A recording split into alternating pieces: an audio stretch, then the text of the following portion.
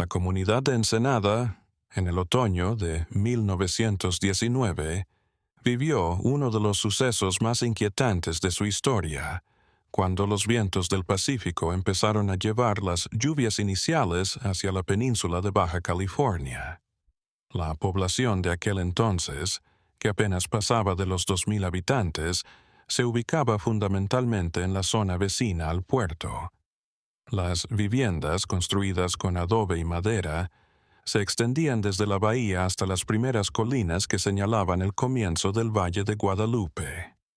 Laura Esperanza Ortega Morales contaba con 24 años cuando desapareció de su casa en la calle Ruiz, una de las vías primordiales que unía el centro del pueblo con los ranchos ganaderos situados en el interior. En la esquina que daba hacia el arroyo seco, que cruzaba el pueblo durante la época de lluvias, estaba su vivienda.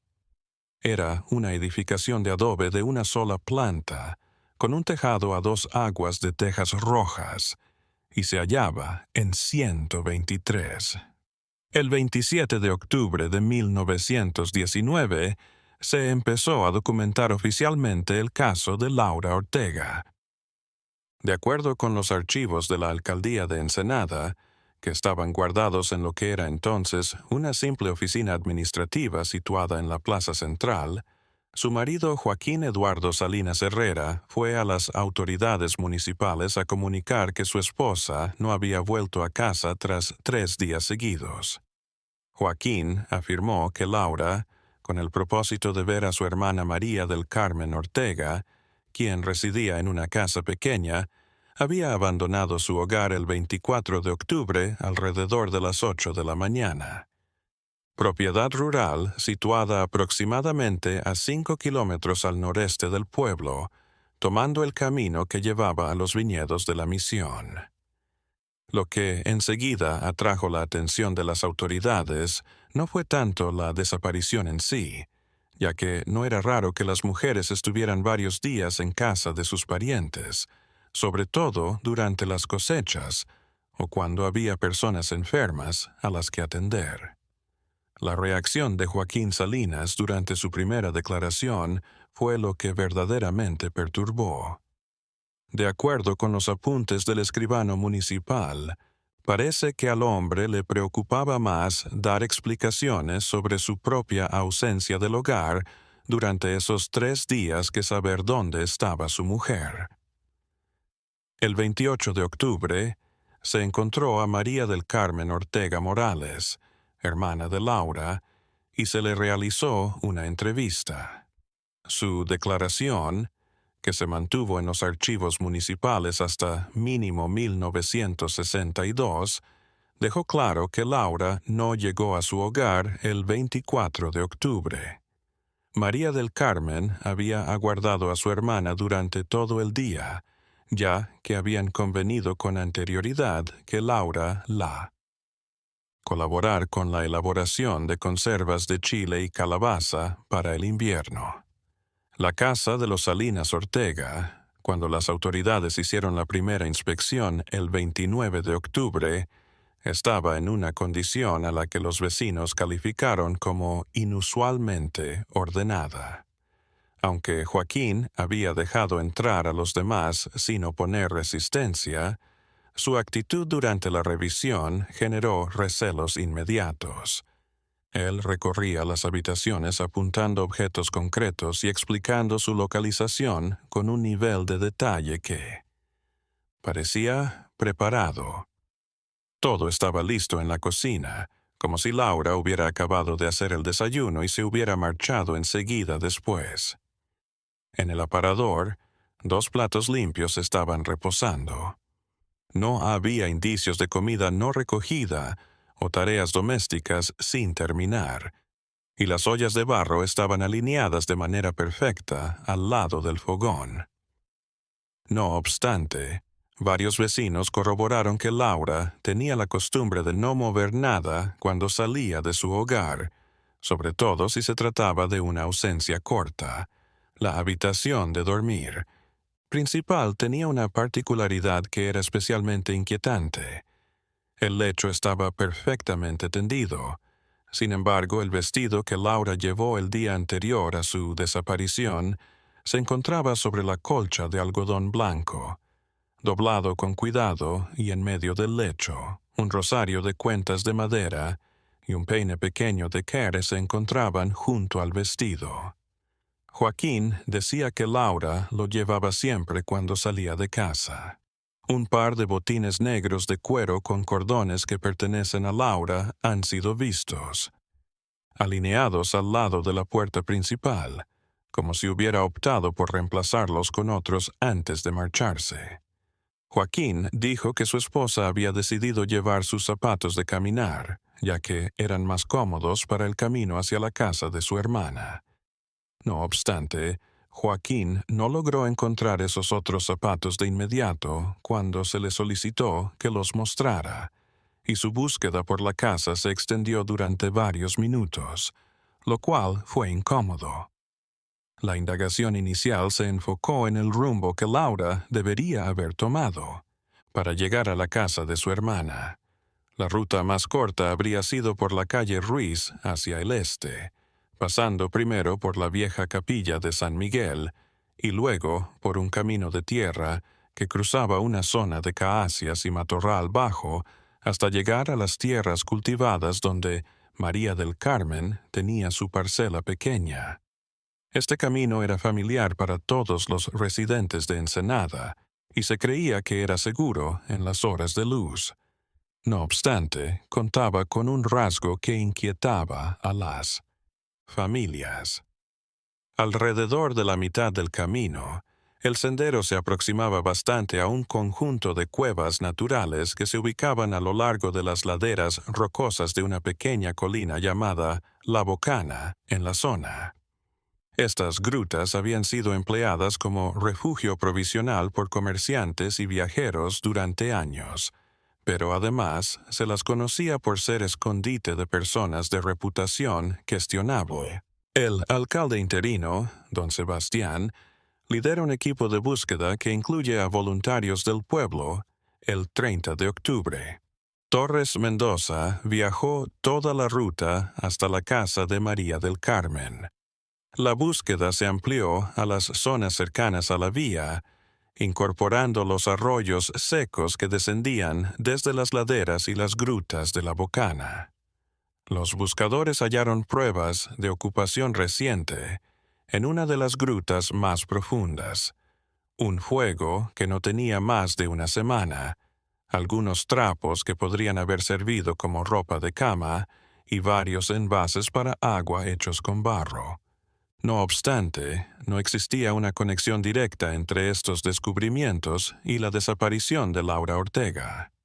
Lo que sí fue inquietante fue el hallazgo de lo que parecían ser rasguños o marcas en las paredes de la cueva más distante del camino principal. Estas marcas establecían patrones que unos interpretaron como intentos de comunicación desesperados, mientras que otros las atribuyeron solo al deterioro natural de la piedra o a juegos de niños que habían empleado las cuevas como un sitio recreativo. La búsqueda se amplió y se intensificó hacia otras direcciones durante los primeros días del mes de noviembre. Se examinó la posibilidad de que Laura hubiera optado por ir a visitar a otros parientes sin notificarlo, o que hubiera seguido una ruta distinta para llegar a casa de su hermana. Se realizó una entrevista a familias que residían en un rango de 10 kilómetros alrededor de Ensenada, a empleados de los ranchos cercanos y a comerciantes que transitaban con frecuencia por las carreteras de la zona. Estas investigaciones no produjeron ningún dato importante acerca de dónde se encuentra Laura. No obstante, empezaron a salir a la luz detalles de la vida conyugal de los Salinas Ortega, que ofrecieron una visión más compleja de la situación familiar. En uno de los almacenes del puerto de Ensenada, Joaquín Eduardo Salinas Herrera trabajaba como supervisor. En este lugar se realizaban principalmente las operaciones de carga y descarga de productos agrícolas que eran enviados a Los Ángeles y San Diego. y provenían de los valles del interior. Su empleo lo obligaba a pasar mucho tiempo. Días de trabajo fuera del hogar y, con frecuencia, tenía que visitar las fincas productoras para organizar las entregas. Algunos vecinos comentaron que Joaquín había evidenciado cambios significativos en su rutina a lo largo de las últimas semanas previas a la desaparición de Laura. Regresaba a casa más tarde de lo normal y, en numerosas oportunidades, se le había visto teniendo largas pláticas con hombres que no eran identificados como residentes permanentes de Ensenada. Según las descripciones recopiladas, estos hombres aparentaban ser trabajadores, comerciantes itinerantes o temporales que solían estar presentes en la zona portuaria durante la época de mayor actividad comercial. No obstante, los diálogos entre Joaquín y estas personas siempre tenían lugar en sitios aislados, usualmente próximos al muelle o a la zona de almacenes después de que concluía la jornada laboral normal. Laura Esperanza Ortega Morales nació en Ensenada en el año 1895. Era hija de Evaristo Ortega Sánchez y de Dolores Morales Vázquez, los dos pertenecientes a familias que se habían asentado en la zona durante la última década del siglo XIX. La familia Ortega poseía un pequeño rancho ganadero a las afueras del poblado, y su actividad principal era criar cabras y fabricar queso, el cual comercializaban tanto en el mercado local como con los comerciantes que recorrían la zona. De acuerdo con los archivos de la parroquia de Nuestra Señora de Guadalupe, Laura contrajo matrimonio con Joaquín Salinas en junio de 1917. La ceremonia fue documentada en las crónicas sociales del periódico local como sencilla, pero feliz. Durante sus 2 años y 4 meses de matrimonio, la pareja no había tenido hijos, lo cual, a pesar de que no era raro, empezó a suscitar comentarios discretos entre las mujeres más viejas del vecindario. María del Carmen, la hermana de Laura, brindó información extra acerca del estado emocional de Laura en las semanas anteriores a su desaparición. Laura había manifestado señales de ansiedad y, según su testimonio, que fue ampliado en declaraciones posteriores, preocupación que al principio atribuyó a dificultades económicas en casa. Laura le había dicho a su hermana que Joaquín parecía estar metido en negocios que no entendía del todo y que había empezado a manejar sumas de dinero desproporcionadas con sus ingresos habituales como supervisor portuario. Laura no se basaba en pláticas directas con su esposo, sino en los pequeños detalles que había notado. Prendas de vestir nuevas que Joaquín no podía explicar adecuadamente. El hecho de que aparezcan de vez en cuando artículos en la casa que no recordaba haber adquirido y la presencia, en la mesa familiar, de alimentos más abundantes y diversos. Las autoridades municipales decidieron el 5 de noviembre de 1919 ampliar la investigación más allá de los límites inmediatos de Ensenada. Se estableció comunicación con las autoridades de Tijuana y los delegados del gobierno territorial en Mexicali para pedir datos acerca de mujeres desaparecidas bajo condiciones parecidas o sobre actividades criminales que pudieran tener relación con el caso. Una semana después llegó la respuesta desde Tijuana, que incluía datos que transformaron por completo el enfoque de la investigación. Según las autoridades de Tijuana, en los últimos 6 meses han desaparecido por lo menos 3 mujeres, con edades entre 20 y 30 años, todas ellas casadas y todas bajo circunstancias que se asemejan inquietantemente al caso de Laura Ortega. En cada uno de estos casos, las mujeres se habían esfumado mientras llevaban a cabo rutas breves y familiares, siempre cuando hay luz del día. En cada caso, los hogares se encontraron en condiciones de orden que aparentaban ser artificiales o forzadas, y en todos los casos, los esposos habían exhibido conductas que las autoridades consideraron sospechosas. Sin embargo, no eran lo suficientemente evidentes para justificar arrestos. El hallazgo de que estos casos parecían estar vinculados a operaciones de contrabando fue aún más inquietante. Por toda la frontera que separa a Baja California de los Estados Unidos, el alcohol estaba prohibido en Estados Unidos, lo que había dado como resultado una intrincada red de operaciones ilegales que abarcaban desde los puertos del Pacífico hasta las ciudades limítrofes. Y estas operaciones necesitaban de una infraestructura compuesta por colaboradores locales, que a menudo abarcaba trabajadores de puertos y supervisores de depósitos. Una vez que se obtuvo esta información, el estudio de las actividades de Joaquín Salinas se agudizó significativamente. Se encontró que realmente había participado en operaciones de contrabando de alcohol hacia Estados Unidos, aprovechando su puesto en el puerto para facilitar la circulación de mercancías ilícitas y brindar información acerca de las rutas y los horarios de las patrullas oficiales. No obstante, las autoridades no pudieron determinar de inmediato la relación concreta entre estas acciones delictivas y la desaparición de Laura. Las redes de contrabando, por su propia esencia, necesitaban de una lealtad y discreción absolutas de todos los participantes. El hecho de que hubiera esposas capaces de transformarse en testigos o de implicar las operaciones suponía un peligro considerable para la seguridad integral de la red.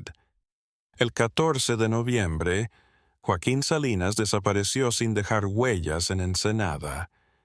Se notó su ausencia cuando no se presentó en el puerto durante 2 días seguidos, un hecho totalmente atípico en comparación con sus patrones de conducta anteriores. Cuando las autoridades llegaron al ir a su casa para preguntarle acerca de los avances recientes en la investigación, encontraron la vivienda totalmente deshabitada. No solo Joaquín se había ido, sino que también se había llevado consigo todas sus cosas personales y una cantidad importante de objetos valiosos que eran del hogar familiar. Como si la marcha hubiese sido planificada con antelación, la casa se había vaciado de forma metódica y cuidadosa, sin evidencias de violencia o apuro.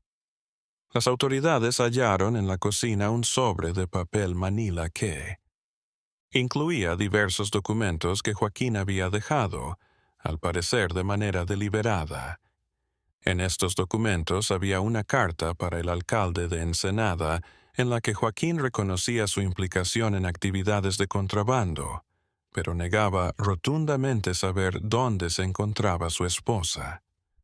La carta, que estaba redactada en una letra legible y sin signos visibles de alteración emocional, detallaba que Laura había averiguado sus actividades ilícitas alrededor de 1 mes antes de su desaparición y que habían tenido muchas conversaciones sobre los peligros que estos actos acarreaban para las dos partes. De acuerdo con la versión de Joaquín, Laura lo había amenazado con denunciarlo a las autoridades si no dejaba de inmediato su participación en la red de contrabando. En la misiva, Joaquín sostenía que había decidido satisfacer las exigencias de Laura y que había comunicado a sus conocidos en la red de contrabando su propósito de retirarse. No obstante, esta decisión había sido acogida con amenazas y hostilidad por miembros del equipo directivo que le habían informado que su renuncia no sería aceptada tan fácilmente. La carta finalizaba con la declaración de que Joaquín había optado por escapar de Ensenada debido a su temor por su vida, aunque reiteraba que no poseía datos acerca de lo ocurrido con Laura. Propuso que las mismas personas a las que hoy amenazaban a él eran las responsables de la desaparición de su esposa y solicitó a las autoridades que enfocaran sus esfuerzos en localizar e investigar a Los integrantes de la red de contrabando se encontraron en el sobre documentos adicionales con listas de nombres, fechas y sumas de dinero que parecían estar relacionadas con las operaciones de contrabando en las que Joaquín había estado involucrado.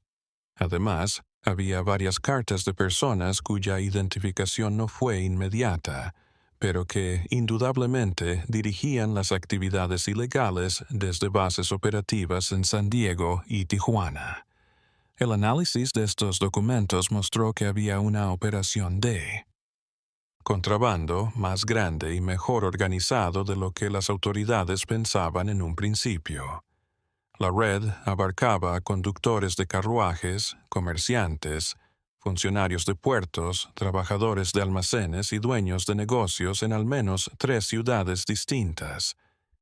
No obstante, al intentar localizar y detener a las personas mencionadas en los documentos dejados por Joaquín, las autoridades hallaron que la mayor parte de ellas se había esfumado de sus domicilios habituales alrededor del mismo tiempo que Joaquín. Era evidente que toda la red había sido desmantelada de forma coordinada, probablemente como una respuesta directa a la desaparición de Laura y a la atención oficial que ésta había suscitado. En diciembre de 1919, las autoridades enfocaron sus esfuerzos en encontrar a María del Carmen Ortega, hermana de Laura, y la única fuente fidedigna de datos sobre la vida privada de la mujer desaparecida. No obstante, María del Carmen, igualmente, había empezado a mostrar señales de ansiedad intensa y había manifestado miedos en relación a su propia seguridad. María del Carmen divulgó información adicional que había mantenido oculta durante las primeras entrevistas en una declaración ampliada presentada el 20 de diciembre. De acuerdo con la nueva versión de los hechos, Laura había ido a visitarla en 2 oportunidades antes de su desaparición, utilizando caminos indirectos y horas inusuales para no ser vista por miembros adicionales de la comunidad. Laura había manifestado a su hermana, en estas visitas clandestinas, miedos concretos acerca de su seguridad personal. Había declarado que pensaba que la estaban observando, tanto en su propia casa como cuando salía a hacer cosas de todos los días en el pueblo. Laura había registrado meticulosamente incidentes específicos, y no solamente sospechas vagas, como base de estos temores. Aura había observado que las mismas personas desconocidas aparecían frecuentemente en distintos sitios donde ella se encontraba.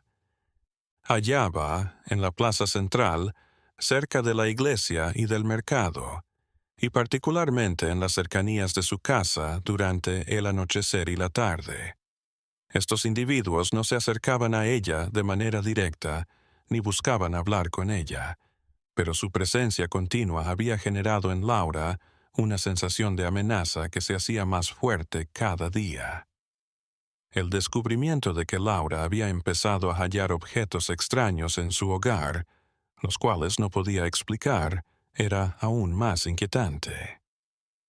Estos objetos se encontraban en sitios donde estaba convencida de que nunca los había puesto y siempre eran pequeños y aparentemente insignificantes. Un pedazo de cuerda en el piso del cuarto, una flor marchita en el alféizar de la ventana y una piedra en la mesa de la cocina. Laura había empezado a comprobar y revisar compulsivamente el estado de su casa cada vez que volvía de alguna salida, y había creado rutinas complejas. Había interpretado estos descubrimientos como alertas o mensajes, pero no era capaz de interpretar su significado preciso. Para garantizar que puertas y ventanas estuvieran correctamente cerradas. Laura había hablado de diálogos raros que había oído entre Joaquín y los visitantes nocturnos en su domicilio, según María del Carmen. Laura no lograba identificar del todo el idioma, aunque pensaba que había palabras en inglés mezcladas con español. Las pláticas tenían lugar en voz baja. Las charlas siempre se llevaban a cabo tras las 10 de la noche y duraban varias horas. Laura había tratado de oír desde la habitación, pero las voces estaban deliberadamente en un tono bajo, y no era posible captar más que fragmentos dispersos. No obstante, el tono de estas charlas indicaba desacuerdo y tensión, y Laura había oído en más de una ocasión lo que entendió como amenazas encubiertas. María del Carmen, además, brindó detalles acerca de la condición mental de Laura en las últimas semanas. Su capacidad para llevar a cabo las tareas diarias se había visto afectada por la ansiedad persistente. Existía. Adelgazó notablemente. Dormía escasamente y evidenciaba señales de cansancio físico y emocional que eran obvias para cualquiera que la conociera. Laura le había manifestado a su hermana que quería dejarse nada y volver a vivir con sus padres en el rancho familiar, por un tiempo al menos, hasta que la situación mejorara. No obstante, Joaquín había respondido con una negativa rotunda y con un fervor que alarmó a Laura cuando ella le planteó esta posibilidad. Joaquín había sostenido que dejar a Senada en ese momento sería interpretado como una aceptación de culpabilidad por parte de los dos y atraer exactamente el tipo de atención que estaban intentando evitar. Había enfatizado que la estrategia más efectiva era mantener una apariencia de normalidad total mientras las operaciones de contrabando se reorganizaban bajo nuevos líderes. El 22 de octubre, solamente 2 días antes de que Laura desapareciera, fue la última vez que las hermanas conversaron. En aquel momento, Laura arribó a casa de María del Carmen en una condición de extrema agitación, sosteniendo que había hallado algo en su hogar que corroboraba sus más grandes temores sobre las acciones de Joaquín.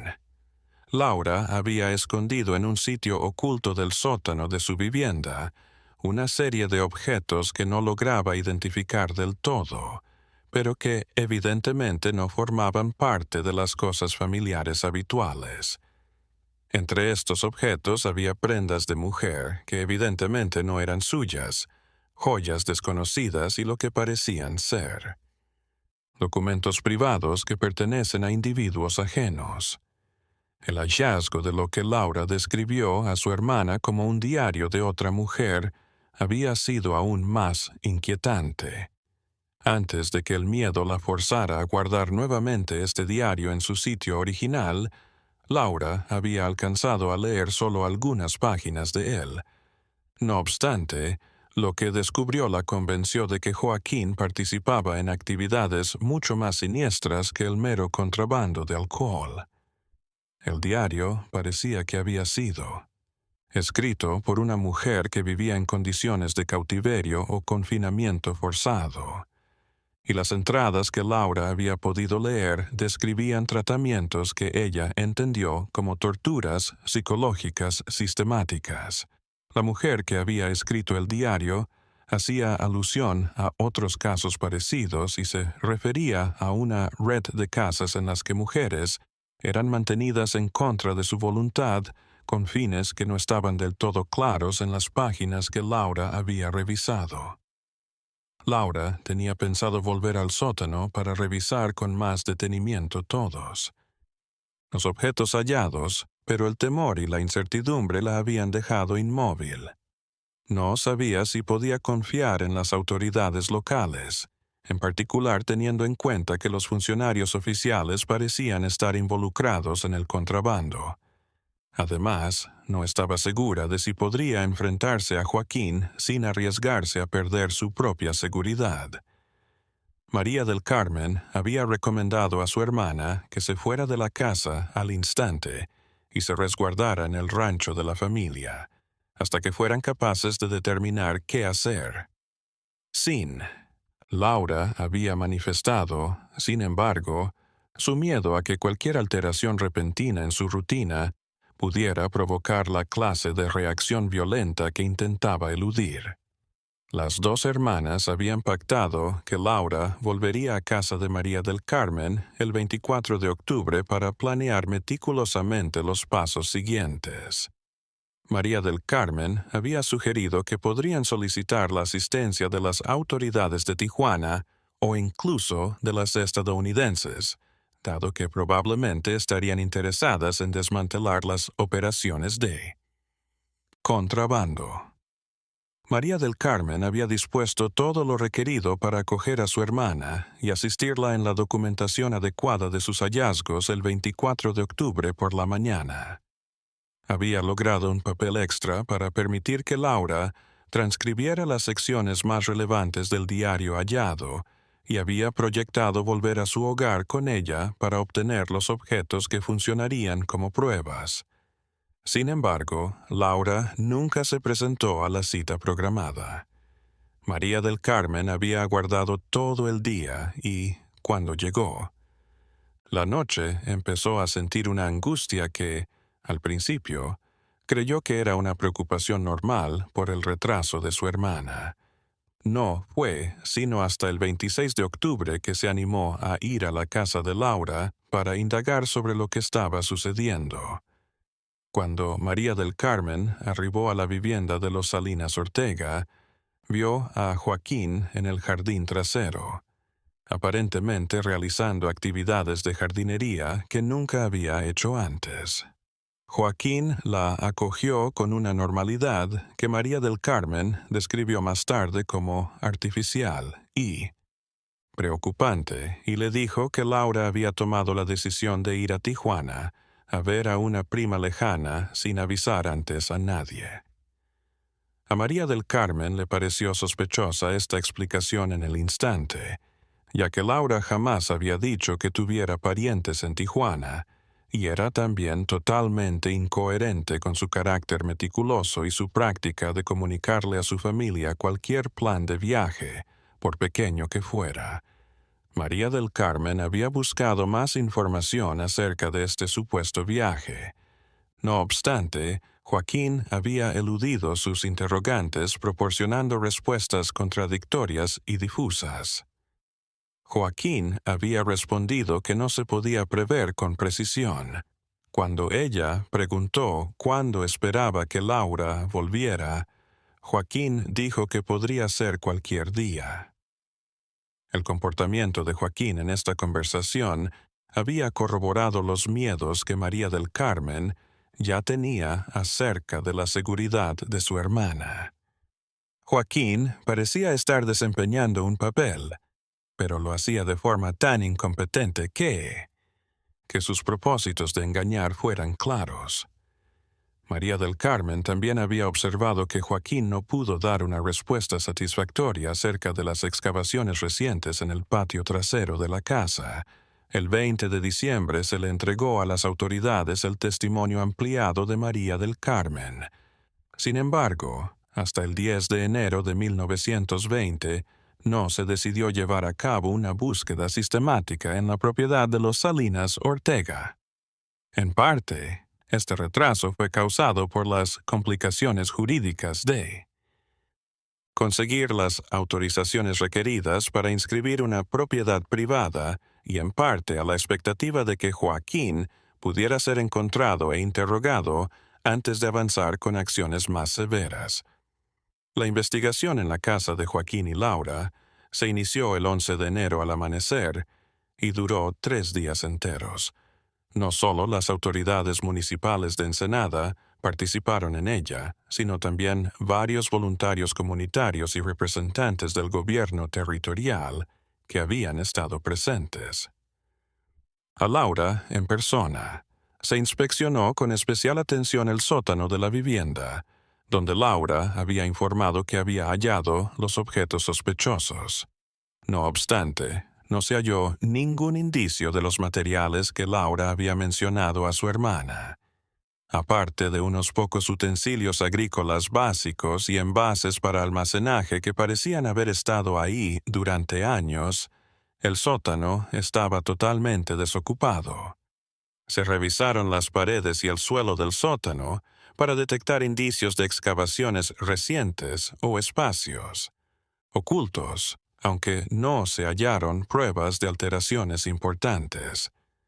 No obstante, los investigadores observaron que una parte significativa del suelo parecía haber sido nivelada y compactada de forma más uniforme que el resto, como si se hubiera extraído y sustituido recientemente en la parte trasera del patio.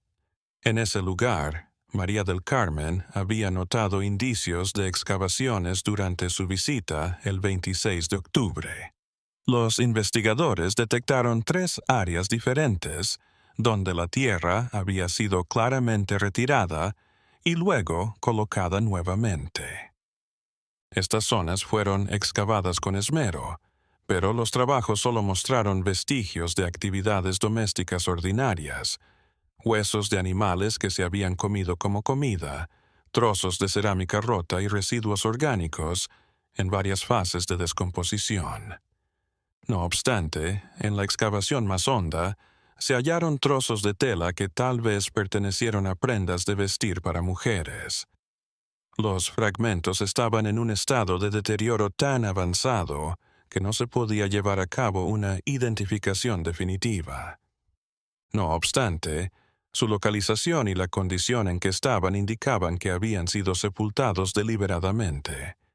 Al lado de los trozos de tela, también se hallaron diversos objetos pequeños que podrían haber formado parte de joyas o complementos personales. María del Carmen reconoció que un pequeño broche de plata que había entre los objetos pertenecía a Laura.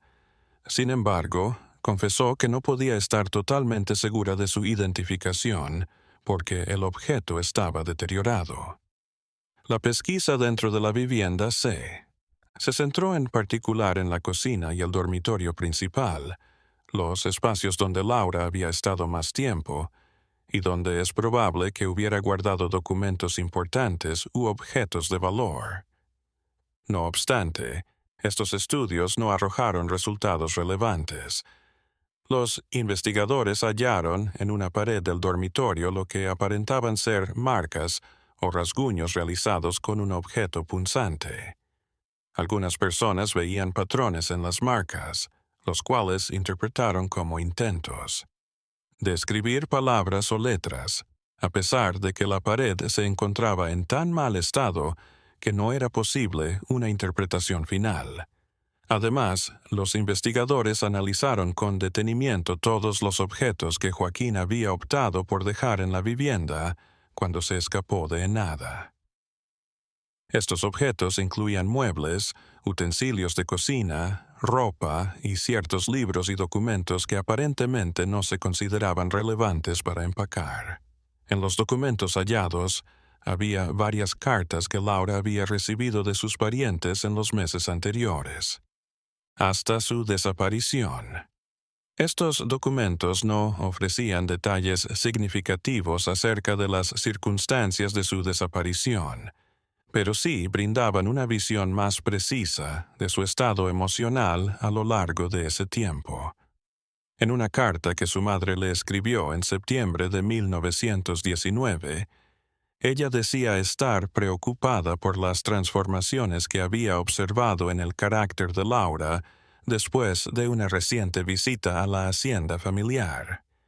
La carta indicaba que Laura había expresado señales de nerviosismo extremo y había hecho comentarios enigmáticos acerca de secretos que era preferible no saber. El 28 de febrero de 1920, se suspendió oficialmente la investigación oficial del caso Laura Ortega. Las autoridades determinaron, luego de más de 4 meses de infructuosas búsquedas, que a pesar de que había sospechas bien fundamentadas acerca del rol de Joaquín Salinas en la desaparición de su esposa, no era posible dar pasos legales concretos debido a la ausencia de evidencia física concluyente y a la huida del principal sospechoso. Los expedientes del caso fueron guardados en las oficinas municipales de Ensenada con El categorizado de desapariciones sin resolver, una clasificación que se estaba volviendo lamentablemente habitual en la zona durante esos años, con una elevada actividad delictiva en la frontera. No obstante, el caso de Laura Ortega no concluyó con la documentación oficial. A través de historias que las familias de la comunidad compartían entre sí, su memoria se mantuvo viva a lo largo de los años, y su desaparición pasó a ser parte del folclore local de Ensenada. María del Carmen Ortega jamás se superó por completo el trauma de perder a su hermana en una situación tan inquietante. Dejó su pequeña hacienda en el campo y se trasladó a la granja de la familia, donde residió bajo la protección permanente de sus padres, hasta que falleció él mismo en 1938. A pesar de que Joaquín participaba en la red de contrabando, María del Carmen sostuvo durante los 18 años posteriores a la desaparición de Laura que su hermana había sido víctima de dicha red y que nunca habían. No han sido descubiertos ni perseguidos por la justicia. En 1935, María del Carmen brindó a un reportero de Tijuana que estaba indagando acerca de la historia de las operaciones de contrabando en el periodo de la Prohibición estadounidense, su testimonio definitivo sobre el caso. En este testimonio, divulgué detalles extra que había mantenido en secreto durante 15 años por miedo a represalias. De acuerdo con esta versión final de los sucesos, Laura había conseguido ponerse en contacto con ella nuevamente después del 24 de octubre, el día en que se había esfumado oficialmente. Esta comunicación se había realizado mediante un niño del pueblo, quien había entregado un mensaje de voz muy breve. Comunícale a María que me encuentro en el sitio donde guardaban las cosas. Sin embargo, que no venga a buscarme ya que es muy arriesgado. María del Carmen había entendido este mensaje como una alusión a las grutas de la Bocana, sitio en el que los contrabandistas guardaban sus bienes antes de llevarlos hacia la frontera. No obstante, ella había sido impactada por el miedo. Paralizado y no había osado actuar sobre esta información hasta que ya era demasiado tarde. Cuando por fin había conseguido el valor para investigar las grutas, semanas después de haber recibido el mensaje, se topó con indicios de que alguien había estado viviendo allí en condiciones inadecuadas. Sobras de comida, vestimenta desechada y lo que parecían ser intentos afanosos de transmitir señales al exterior a través de piedras organizadas en patrones concretos. No obstante, no había hallado indicios de. Laura, tras sentir una presencia amenazante mientras exploraba, se convenció de que el sitio seguía siendo usado por personas peligrosas que no tolerarían a intrusos. El periodista que obtuvo el testimonio final de María del Carmen intentó comprobar la información investigando las cuevas de la Bocana por su cuenta. Sin embargo, le advirtieron que dejara inmediatamente sus pesquisas y fue amenazado por personas desconocidas, lo cual interrumpió repentinamente su investigación.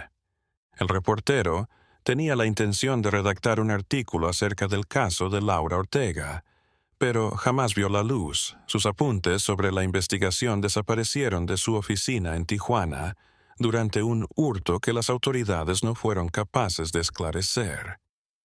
En 1942, durante la construcción de una carretera que uniría Ensenada con los desarrollos turísticos del sur, se encontraron fragmentos humanos en una región que antes era inaccesible, a unos 8 kilómetros al noreste del pueblo. Dirección contraria a la ruta que Laura habría tomado para ir a la casa de su hermana.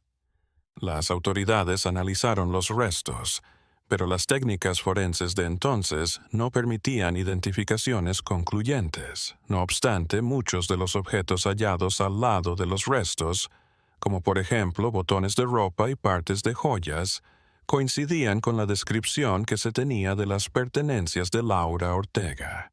María del Carmen, que para ese momento ya era una mujer de edad avanzada y con problemas de salud, fue invitada a revisarlos. Objetos que han sido recuperados.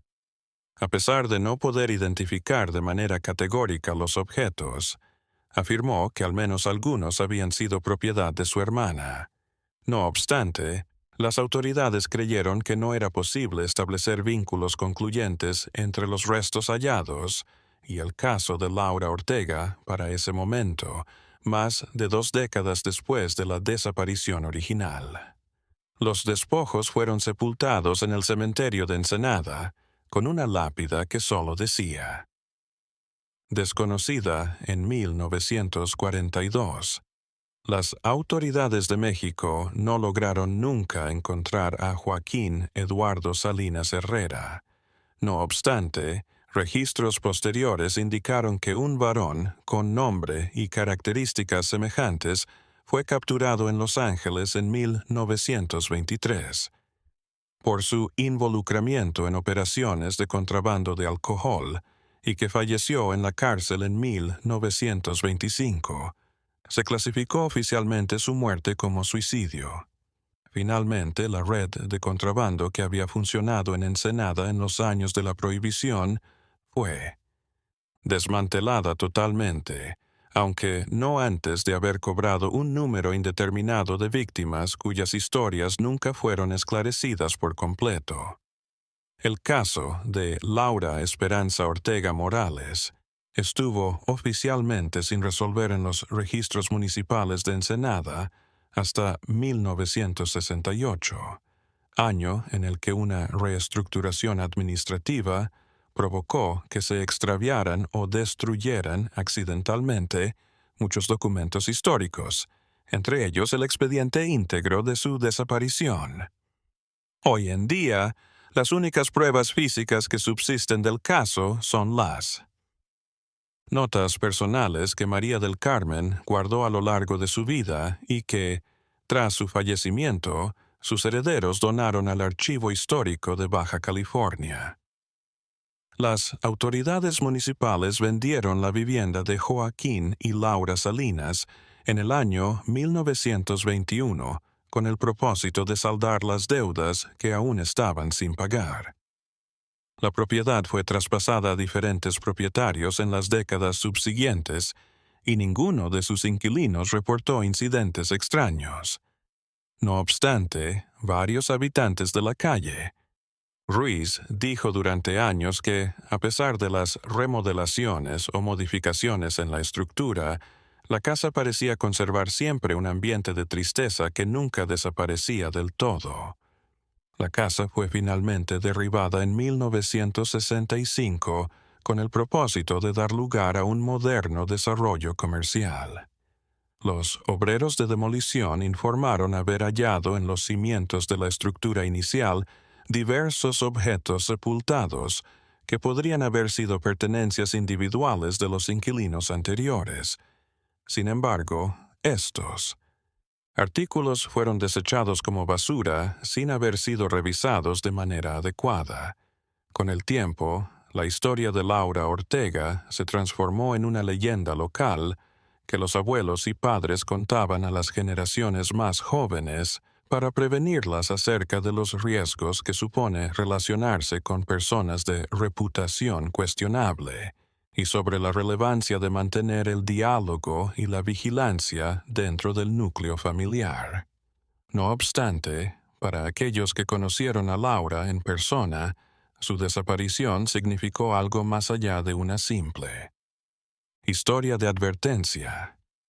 Se trataba de la desaparición de una mujer joven que, en situaciones imposibles, había intentado actuar correctamente y cuyo destino final nunca fue totalmente conocido.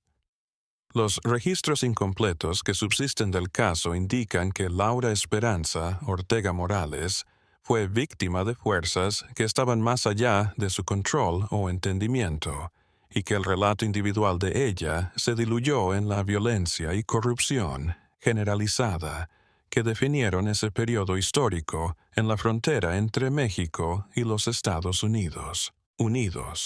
Algunos residentes más antiguos de la comunidad dicen que, cuando los vientos del Pacífico traen las primeras lluvias de otoño a Ensenada, son capaces de oír en el silencio de las noches más oscuras ruidos que consideran ecos de voces que nunca lograron contar del todo sus historias, y quizás en una zona donde muchas historias siguen sin resolverse, y tantas vidas se perdieron sin dejar huella.